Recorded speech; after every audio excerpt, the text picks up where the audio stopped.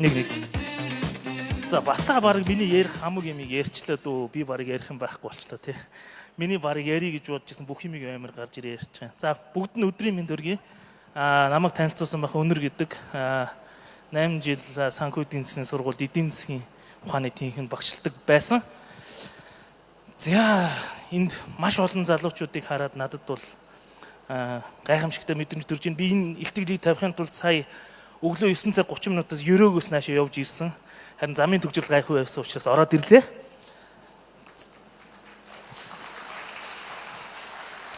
За залуусын нүдээр зөвшөөрөлцөл угсрах уу гэж. За энд би бас нэг жижигхэн дисклеймер хийхгүй болохгүй. Энэ зөвшөөрөлцөл гэж яриад байгаа юм энэ хоёр том нам хоорондоо зөвшөөрөлцөл засгийн газар байгуулах ерөөс хамаагүй юм шүү. За бити тэгж ойлгоорой. Энэ ямар ч хамаагүй, ямар ч улс төрийн биш сэдв шүү. За тэрийг эсхэнд нь хэлхэн зүйтэй болов гэж бодож байна.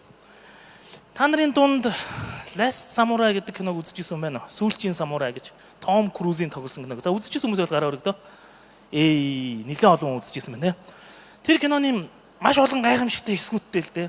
Би тэр кино маш дуртай. Тэр киноны гэхдээ надад үлдсэн нэг амар сонирхолтой хэсэг байдیں۔ Тэр нь юу вэ гэхээр хамгийн сүүлд тэр Английн капитан тий Ахмад тэр хамгийн сүүлд байлдаад үхсэн самурай дайчны сэлмийг аваад тэгээд Мэйжи Изан хан дээр очдог. Тэгээд юу гэж хэлдэг вэ гэхээр тэр сэлмийг өргөн барьдаг. За би микрофон барьж байгаа учраас өргөн барьж болохгүй тий айгуу гоё. Өргөн барьдаг. Тэгээд юу гэж хэлдэг вэ гэхээр надад түүний яаж нас барсныг яриач гэж асуудаг. Тэгт нөөдөөс нь нөгөө Ахмад үгүй би түүний яаж амьдрсныг нь яриа гэж хэлдэг. За ингээ энэ үйл явдлын дараа хаан юу гэж хэлсэн бэ гэхээр нэг л юм хэлдэг. Тэр сэлмийг барьж агаад хөндлөн ингэж барьж байгаа юу гэж хэлдэг вэ гэхээр бидэнд өнөөдөр төмөр зам байна. Биднэрт өнөөдөр орчин үеийн бууз эвсэг байна. Бидэнд шуудан харилцаа холбоо байна. Гэхдээ гэж хэлдэг. Бид нар хэн байсан, хаанаас ирсэн гэдгээ мэдэхгүй бол энэ бүхэн ямар ч утга учиргүй гэсэн үгийг хэлдэг. Яг түүн л үгүй өнөөдөр та бүхнийг харахад өнөөдөр энэ цугларсан хүмүүсийг харахад бүгдээрээ гайхамшигтай технологиг хэрэгжилж байна. Гайхамшигтай зүйлсийг суралцж байна. Гэхдээ л бид нар хэн байсан, хаанаас ирсэн, юу хүсэж мөрөөддөг байсан, юу хүсэж мөрөөдөж байгаа гэдгээ нийтээрээ ойлгохгүй бол энэ бүхэн ямар ч үн цэнэгүй гэдэг санааг хэлэх гээд байгаа. Тэрнийг л юу гэж хэлээд байна вэ гэхээр энэ консенсус буюу бидний дундах зөвшөлтсөл, бидний дундах цагаан толгой юу юм бэ гэдэг энэ ойлголтыг авч үзэж байгаа. За тэгвэл дэлхийн бусад улс орнууд ийм цагаан толгой угсард юм уу гэд харъя л да. Хамгийн алдартай жишээ энэ хүнийг мэдэх юм байна уу? Хэн блэ? За ер нь хэлж ин Томас гэж хүмүүс яриад байна. Энэ хүнийг нэр нь биш дээ. Зөөлөг гэж. За Томас Жефферсон. Америкийн нэгдсэн улсын хамгийн анхны төрийн нарийн бичгийн дарга дараа нь 3 дахь ерөнхийлөгч болж исэн хүн Америкийн нэгдсэн улсын тусгаар тогтнолын тунхаг гэдэг юмыг бичсэн байна. Тэгээ энэ дээр юу гэж хэлсэн байдгүй вэ гэхээр хүн бүр бурхнаас текст заяагдсан зэрэгцээ амьдрал, эрх чөлөө, аз жаргалыг эрэлхийлэх зэрэг заяагдмал эрхийг бүтээгчээс өвлөн авсан угаас илэрхий үнэн билээ гэж тусгаар тогтнолын тунхагийн 2 дахь параграф дээр бичсэн байна. Тэгэхээр Америкчуудын үнэт зүйлс нь буюу тэр үед улс орноо тунхаглахдаа юу үнэт зүйл болгосон бэхээр хүний амьдралыг эрхэмлэнэ, хүний амь насыг эрхэмлэнэ, хүний эрх чөлөөг эрхэмлэнэ. Тэр хүний юу яана гэж байна. Аз жаргалын хойноос хөөцөлдөг. За тийм нэртэй кино байдаг те. Pursuit of Happiness гэдэг нэртэй Will Smith-ийн тоглосон. Маш гоё кино.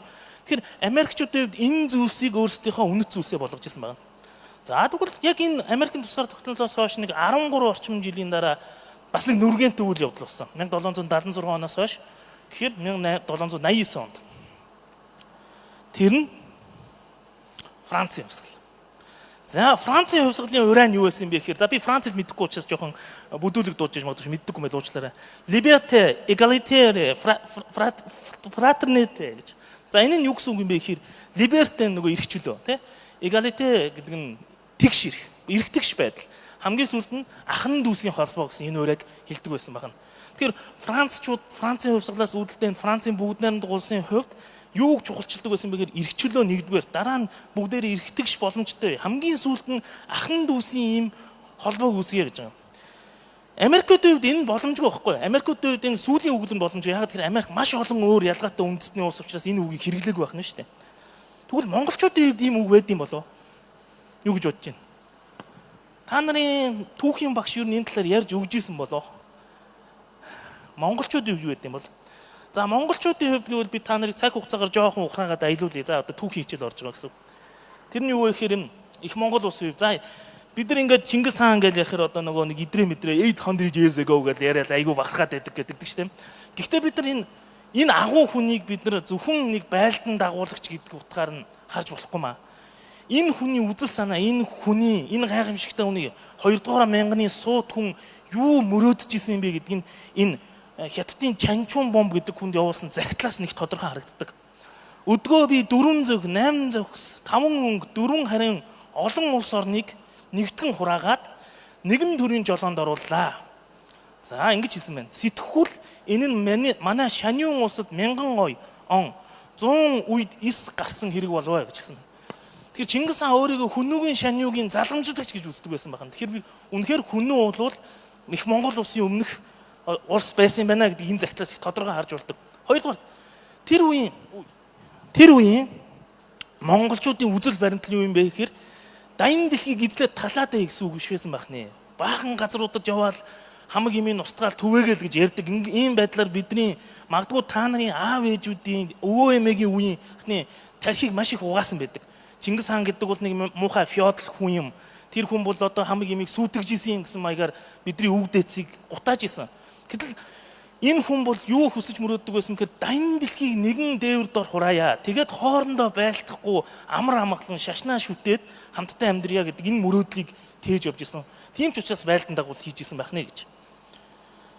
За ингээ манай улс бас чаавас балганд орооцсон үе бий манай үндэсний дандаа бүх зүйл хурдны замаар яваагүй. 1600 оны үеэс бид нар өөрсдөө ижил төстэй хагас нүүдэлчин зөрчлүүдэд эзлэгдсэн. За гэхдээ энийг бас эргэж харах хэрэгтэй. Бид нар заримдаа бол үүнийг холбооны улс байгуулсан ч гэж тайлбарладаг хүмүүс бий. Эцсийн дүндээ бид яасан бэ гэхээр 1911 онд манай ноёдууд, феодал ноёдууд, дөрвөн хан Богд хаантай уулзсан байгаа. За ингээд бид нар юу яах вэ гэж. Он сарыг харах юм бол энэ 1911 оны 6 сарын 11-ний өдөр энэ нүхтгэж мэдэн шүү дээ та нар. Энэ ярамгаас чааш явах нүхтгээд дээшгээ явдаг шүү дээ. Дээшгэж явах те богдуулаа өгсөөр. За тэр аманд очиж хуралцсан юм байна л да. Тэгээд Богд хаанаас юу хідүүлээ яах вэ гэж асуусан байна. Тэгсэн Богд хаан хариуд нь юу гэж хэлсэн бэ гэхээр за ингээ юм бол цаг хугацаатай. Ер нь бол цагнд болжээ.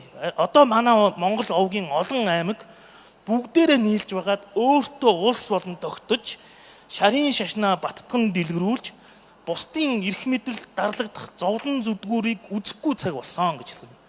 За ингээд энэ огнооноос хойш үндсэндээ нэг 3 биш 6 сарын дараа монголчууд 6 сар 8 өдрийн дараа монголчууд тусгаар тогтнолоо тунхагласан байдаг.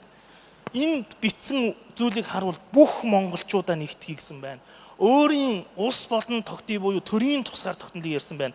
За та нар энэ дээр шарын шашнаа гэдгийг одоогийн шашин гэдэг утгаар нь ойлгох шаардлагагүй. Ягаад гэхээр тухайн үед монголчуудын шашин гэдэг нь зүгээр л оюун санааны тусгаар тогтнол гэж ойлгочод хангалттай. Оюун санаа буюу тэр үндэсний ухамсар гэдэг зүйлээ бид нар зүгээр энэ шашин гэдэг үгээр тухайн үед илэрхийлсэн байгаа байхгүй юу. Тэгэхээр заавалч үений нэг тийм энэ чинь нэг шашны юм хийх гээд байна гэсэн санаагаар харж болохгүй. Яг өнөөгийн үдээр харуул энэ бол монголчуудын оюун санааны тусгаар тогтнолын шашин дээр нь байсан учраас ингэж үздэг байсан байна. За ингээд Богд хаан тусч бас өөр ингэсэн зовлонтой байсан. За та нар хэрвээ түүх мэддэг бол баруун өнгөр нь орж ирээд түгээсэн инээ тэрэ гэж явсан. За ингээд энэ хүмүүсийн үйл хэргийг хэн залгамжилсан юм бэ гэхээр за энэ хүн залгамжилсан байгаа. Хөөхин текст нь ямар эвгүй гарч байна. Уг нь ингээд айгүй гоё уусцсан юм байсан. За энэ хүмүүнийг таних хүн байна уу? Таньж гинөө. За таньж байгаа хүмүүс нь гараа өргөдөө. Маш сайн. Нэлээд олон хүмүүс таньж ийн нүрийг. За энэ хүн бол Монгол ардын намын одоогийн Монгол ардын намтай нэг хамааралгүй ойлгож болно дөө. Яг хүмүүс хамааралтай их байх. Гэтэ энэ үеийн хүмүүс шал өөр бодол зорилготой байсан гэж. За тэрний юу гэхээр Монгол ардын намын гишүүний тангараг гэдэг юм хийгээд тэрэн дотор тэр зорилт нь юу гэхээр алдагдсан эрхийг эргүүлж аваад төр шашныг үнэн сэтгэлээр баттган мандуулна гэсэн баг. Яасан байх нь энэ Монгол ардын нам гэдэг нөхдүүд байгууллагатай коммунизм байгуулна, хувьсгал хийнэ гэж юусоо яриаг байх нь шүү дээ. Шал өөр юм ярьжсэн байгаа зэн солийн данзан. Энэ данзан гэдэг хүн. Урталт нь байгаа нь тэр мотоциклийн ардаа юу гэж ийн? Харагдаж байна уу танад? Harley Davidson гэж байгаа байхгүй. Harley Davidson ундаг байсан байж та манай юу хувьсгал засгийн ерөнхий сайд нарын нэг нь Harley Davidson унаал бас л зангарахтай байсан байх шүү те.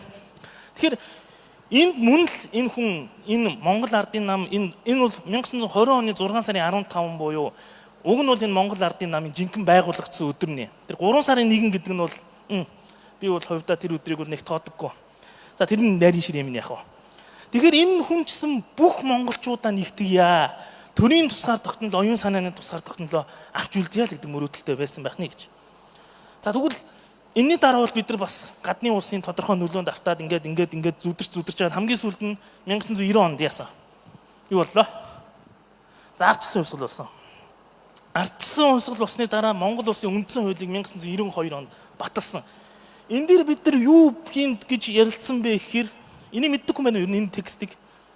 Энэ текстийг харж ирсэн байна уу? Хүмүүнлэг иргэний ардчилсан улс байгуулна гэж. Бид нар ямар нэгэн зэрлэг капитализм байгуулна гэж яриаггүй.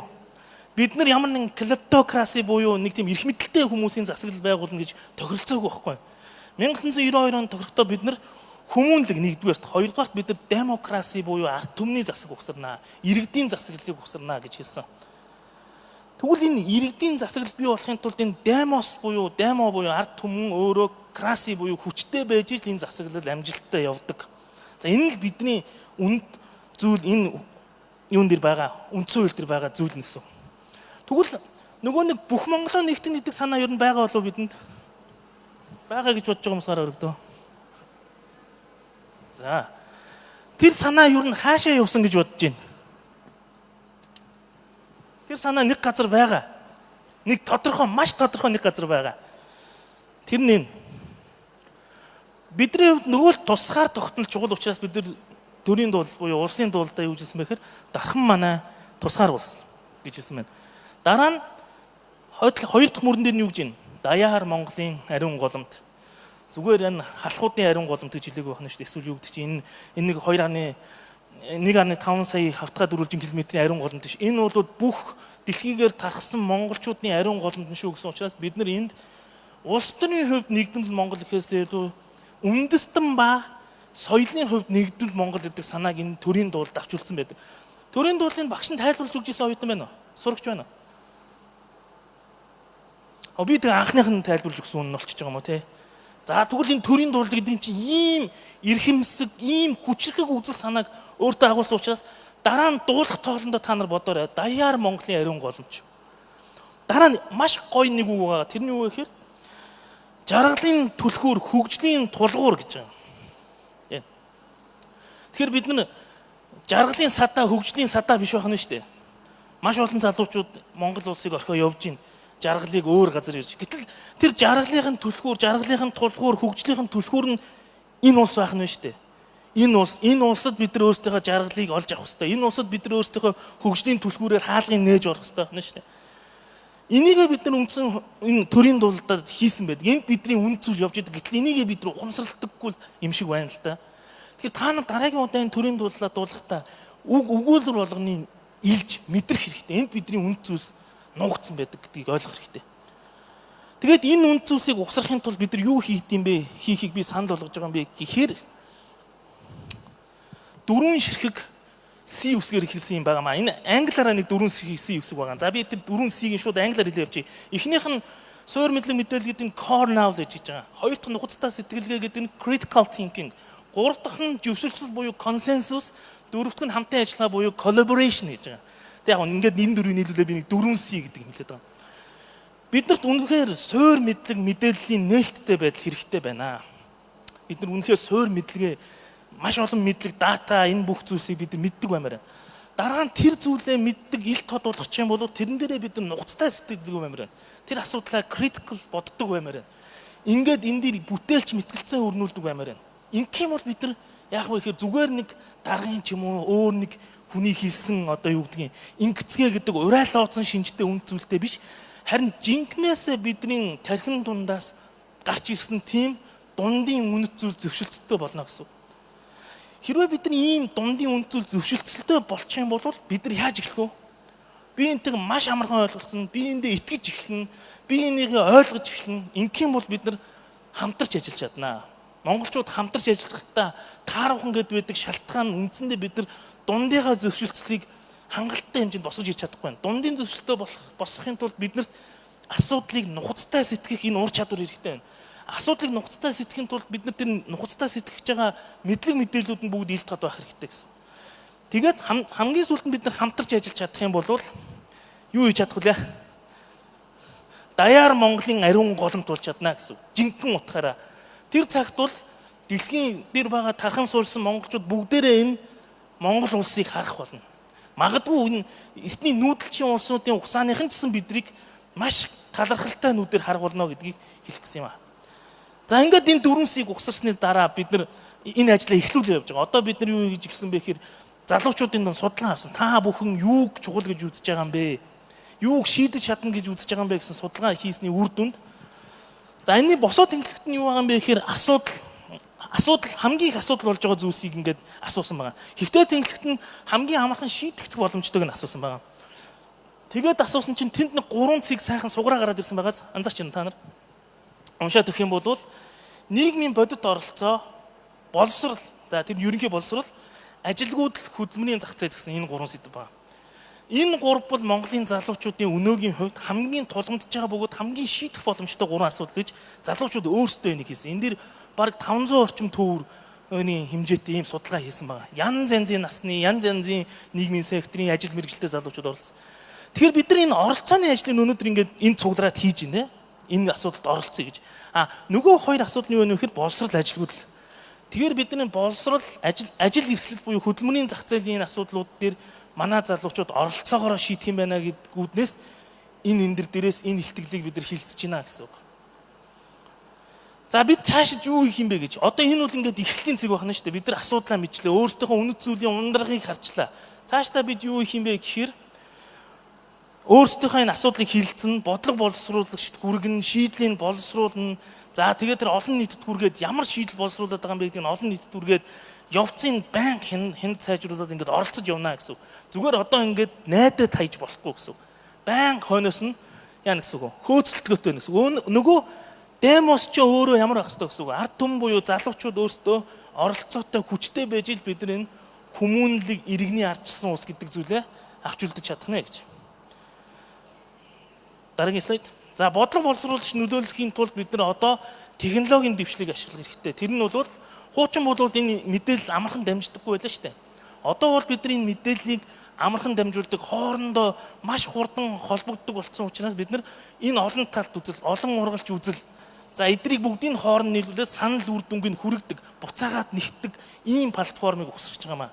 Ингэж чадвал бид нар Монгол улсад хүмүүнлэг иргэний ардчилсан улсыг байгуулж тэр нь даяар Монголын ариун голомт, тэр нь Монголын бүх иргэдийн залуусын хөгжлийн түлхүүр, жаргалын тулгуур болно гэдгийг хэлэх гээд байгаа гэсэн.